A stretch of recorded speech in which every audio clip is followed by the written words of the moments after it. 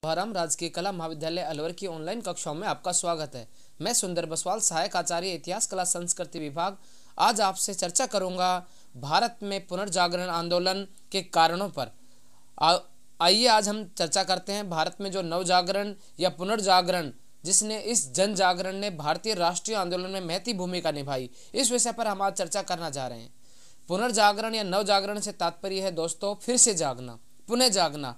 मतलब यह है कि हम प्राचीन काल में जागे हुए थे, लेकिन बीच में समाज और धर्म में ऐसी बुराइयां और ऐसे चीज वो आ गए जिससे अंधविश्वास, पाखंड, कुरीतियाँ, जिससे कि धर्म और समाज में बुराइयां आ गई। उनको फिर से जाग करके दूर करने के लिए ये पुनर्जागरण आंदोलन चलाया गया।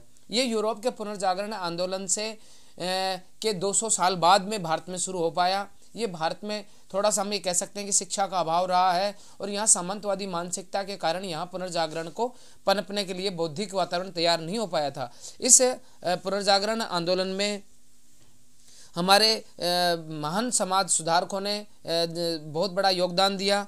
आज उन्हीं पर चर्चा करने जा रहे हैं हम कि इस पुनर्जागरण आंदोलन के क्या कारण रहे कि भारत में ये शुरू हो सका। सबसे पहला जो हम कारण दृष्टिपात करते हैं वो ये है कि अंग्रेजी शासन व्यवस्था की भारत में स्थापना।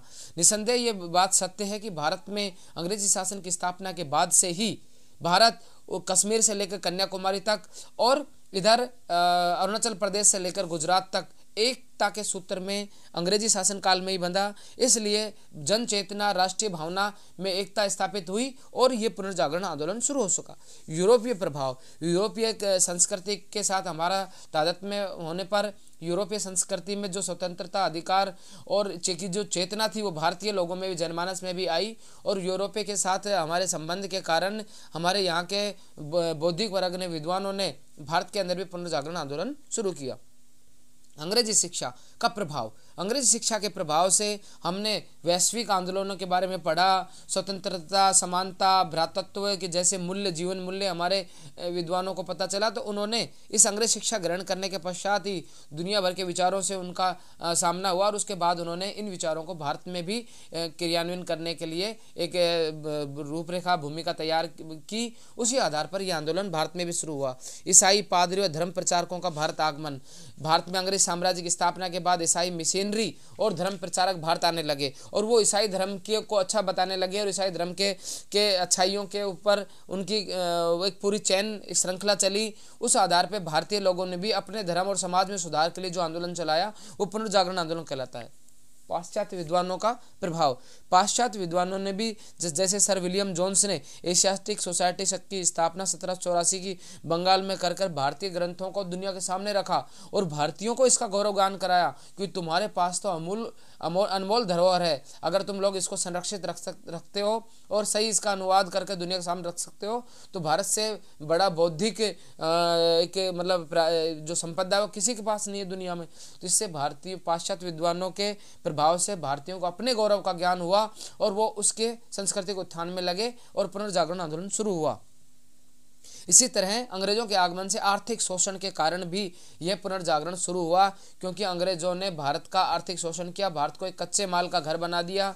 जो भारत की सूती वस्त्र और जो दुनिया में मशहूर था, रेशम, मलमल, ये चीज़ें, अब भारत एक कच्चे माल का स्रोत बन गया और आर्थिक रूप से यहाँ किसानों को, मजदूरों को शोषण किया गया, जिससे फिर वो लोग इस पुनर्जागरण आंदोलन में के लिए अपनी जगह तैयार हुई।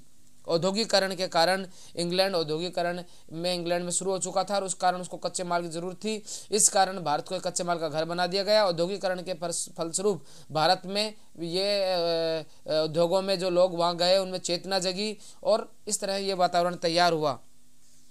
एक महत्वपूर्ण कड़ी और है साहित्य एवं समाचार पत्रों का योगदान। भारत में अंग्रेज शासन की स्थापना के बाद 1780 में बंगाल गजट कलकत्ता से छपा और यहाँ पर अंग्रेज अखबारों की शुरुआत हुई। उसके बाद भारतीयों ने भी अपने समाचार पत्रों के माध्यम से जन जागरण और चेतना फैलाई, और साहित्य का भी इस दौरान बहुत सारे अंग्रेज लेखकों के, भारतीय लेखकों की पुस्तकें छपी, और पुस्तकों के द्वारा, साहित्य के द्वारा और समाचार पत्रों के द्वारा जन जागरण में महत्वपूर्ण भूमिका निभाई। समाज सुधारकों का योगदान, समाज सुधारक राजा राम मोहन राय, दयानंद सरस्वती, स्वामी विवेकानंद, रामकृष्ण परमहंस, देवेंद्रनाथ टैगोर, केशव चंद्र सेन जैसे मालाबारी, जैसे रानाडे, इस दौरान बहुत सारे समाज सुधारक समाज के अंदर आए। डॉक्टर भीमराव अंबेडकर, ज्योतिबा फूले, इन लोगों ने समाज के अंदर सुधार कर करके और समाज को एक नया रूप दिया गया, रूपांतरण किया गया, और इसलिए ये पुनर्जागरण आंदोलन शुरू हो चुका। युवा बंगाल और हेनरी विवियन देरिजियो। युवा बंगाल आंदोलन एक लुई विवियन देरिजियो नाम के एक शिक्षक थे जो बंगाल के अंदर एक कॉलेज में प्रोफेसर थे, और वो उन्होंने युवाओं का एक संगठन बनाया जिसे युवा बंगाल कहा जाता था, और इन्होंने अपने संस्कृति का पुनरुत्थान के लिए एक आंदोलन चलाया, और इस आंदोलन को बाद में कुचल दिया गया, देरिजियो को वापस बुला लिया गया। इसका भारतीयों पर बड़ा प्रभाव पड़ा और फिर भारत में एक पुनर्जागरण आंदोलन शुरू हुआ। इस तरह हमने देखा दोस्तों कि पुनर्जागरण आंदोलन के बहुत सारे कारण थे जिनसे भारत में पुनर्जागरण आंदोलन शुरू हुआ। धन्यवाद दोस्तों।